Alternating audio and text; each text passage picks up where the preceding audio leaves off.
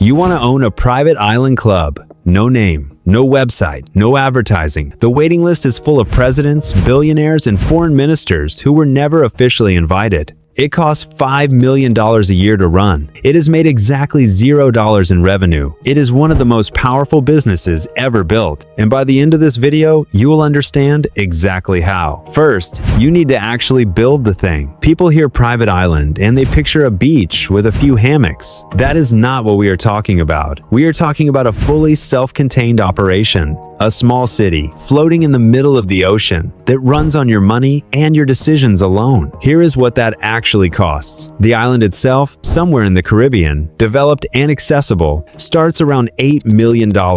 That is not expensive by the standards of what comes next. Epstein bought Little St. James in 1998 for $7.95 million. Seemed reasonable. Then the real spending started. You need power. There is no grid out there. You either run generators around the clock or you lay a cable from the mainland. Epstein paid to have a dedicated power and fiber optic cable installed from St. Thomas in 2005. That alone costs more than the average American house. You need water, desalination plant, you need a dock, a helipad, villas, guest quarters, staff accommodation, a kitchen that can feed 50 people on a Tuesday with no warning, a boat fleet, security systems, climate control in every building because your guests did not fly in from London to sweat. By the time you are done building, before a single guest has arrived, you are north of $50 million.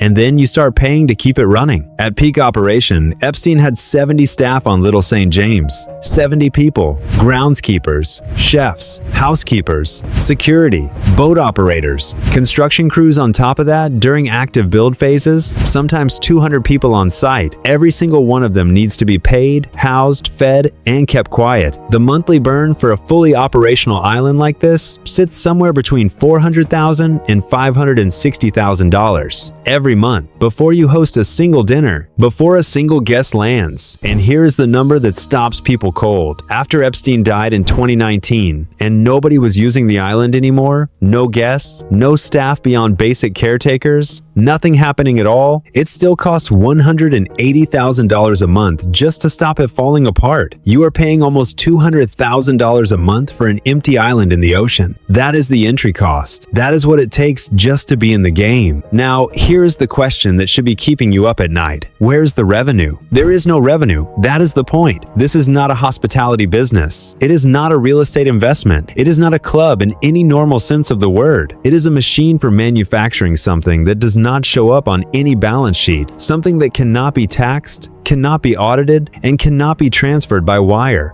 It manufactures obligation. Think about how this works in practice. You invite someone powerful to your island, not just anyone, the right person, a senator, a tech founder worth $40 billion, a foreign minister, a hedge fund manager who controls more capital than most countries have in their treasury. You fly them in on your plane. You feed them food that costs more than their staff earns in a month. You give them sunsets and silence and the sensation of being completely removed from the world. And then you have a conversation. Nobody signs anything. Nobody pays anything. But something has happened in that room. A relationship has been created or deepened or activated that did not exist before. And that relationship is worth more than any membership fee you could have charged. One phone call from the right person on that island can unlock a deal worth hundreds of millions of dollars. A board seat, a regulatory conversation that goes a different way, an introduction that takes 10 years off someone's career trajectory. None of that appears as revenue. None of it is taxable. None of it can be explained in a court filing. The island does not make money. The island makes something harder to measure and easier to abuse. It makes leverage. This is why people who already have more money than they could spend in 100 lifetimes keep building these things. They are not chasing income. They are building a position.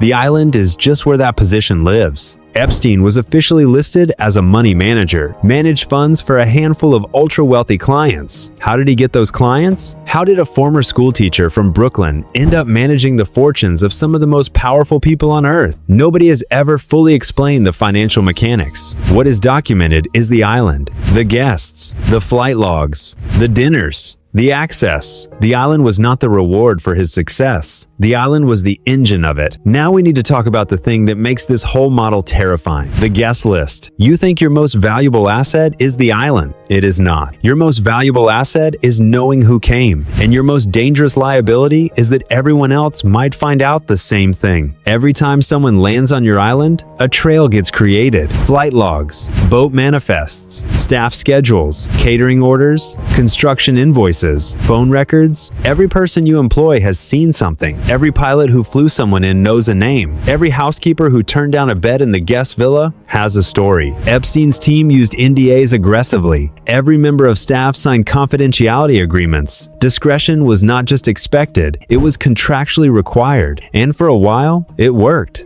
Then, it did not. In January 2026, the Department of Justice released 3.5 million pages of documents from the Epstein case. 3.5 million pages. Flight logs, financial records, staff testimony, visitor records, names that people had spent years and millions of dollars in legal fees trying to keep out of print suddenly in the public domain. The asset became the evidence. That is the structural trap of this model. The more powerful your guests, the more valuable the access you are creating. And the more valuable the access, the more catastrophic the exposure when it leaks. And it always leaks. A disgruntled staff member, a lawsuit that cracks open the wrong filing, a journalist with a source, a court order that the lawyers cannot beat. Something always gets out. And unlike a normal business, you cannot pivot. You cannot rebrand a private island. You cannot change the name and reopen in a different city. The island is the record. The island is the evidence. The island is the thing that cannot be made to disappear. Quick thing before we keep going. Most people don't know this. Epstein listed Little St. James as his primary legal residence. That means the island wasn't just a playground, it was a tax strategy. The U.S. Virgin Islands had special tax incentives that cut his bill significantly. The island was paying for itself in ways that had nothing to do with guests. Would you have figured that out? Tell me in the comments. Let's see who was already thinking like that. So what do the people who do this correctly actually do differently? Because this model does not disappear just because one person destroyed it. The private island as power infrastructure keeps getting built. The smart operators just build it differently. Richard Branson owns Necker Island in the British Virgin Islands, 74 acres. He bought it for $180,000 in 1979 when he was 28 years old, negotiated down from $3 million, and spent years developing it.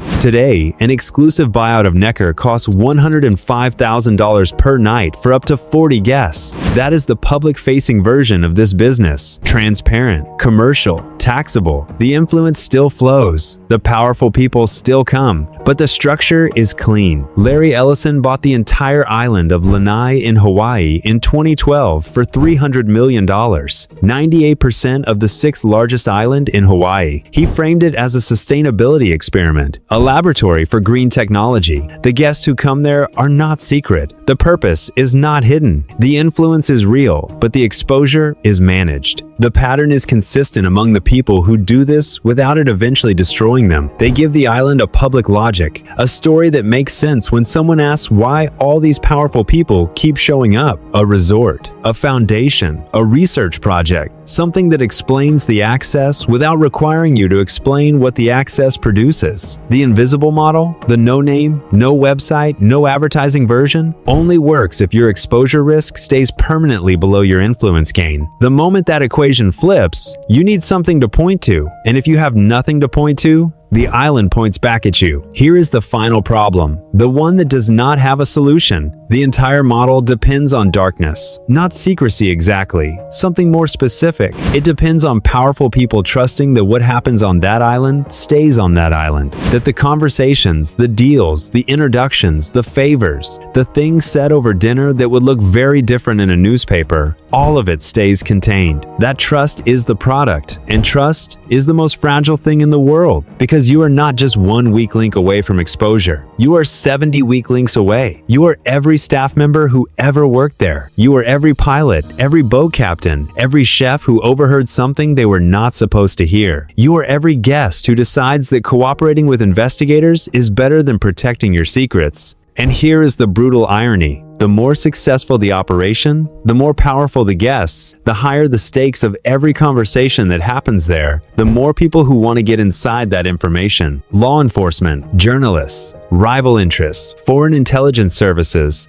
everyone who has a reason to know what was said on your island. The isolation that makes it powerful is the same isolation that makes it a trap. There is nowhere to run. There is no crowd to disappear into. When the searchlight turns on, it illuminates everything. Epstein's island was valued at $63 million in 2019. After his arrest, the estate eventually sold both islands for about $60 million. Nearly 20 years of construction, staffing, operation, and in the end, the island sold for roughly what the raw land was worth. Everything built on top of it, every relationship, every favor, every carefully constructed obligation, gone, or worse than gone, turned into evidence. And yet, here is the part that should unsettle you a little. This model keeps getting built. Right now, somewhere in the Caribbean, in the South Pacific, in the Greek islands, there are private compounds running on exactly this logic. No website, no name. Powerful guests, staff under NDA, the influence machine quietly running. Because for the person building it, the calculus still makes sense. If you are operating at a level where one conversation can move $1 billion, the island pays for itself before the second guest lands. The $50 million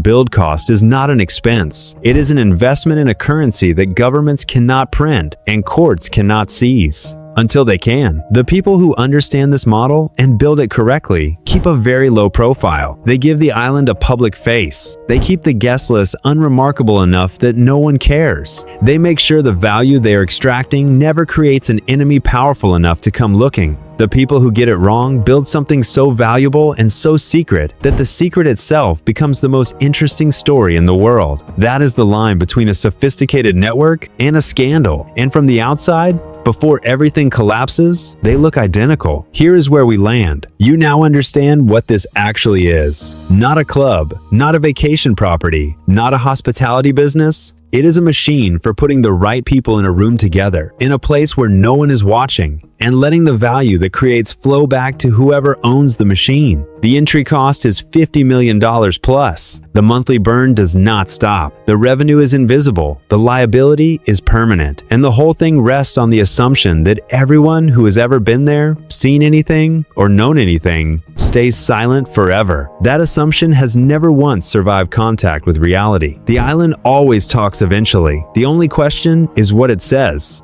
and who is still alive to hear it. Knowing everything you just heard, the cost, the burn, the exposure, the way it actually works. Would you build one? If the money was there and the connections were there, would you run one of these? Tell me in the comments. I am genuinely curious where people land on this one.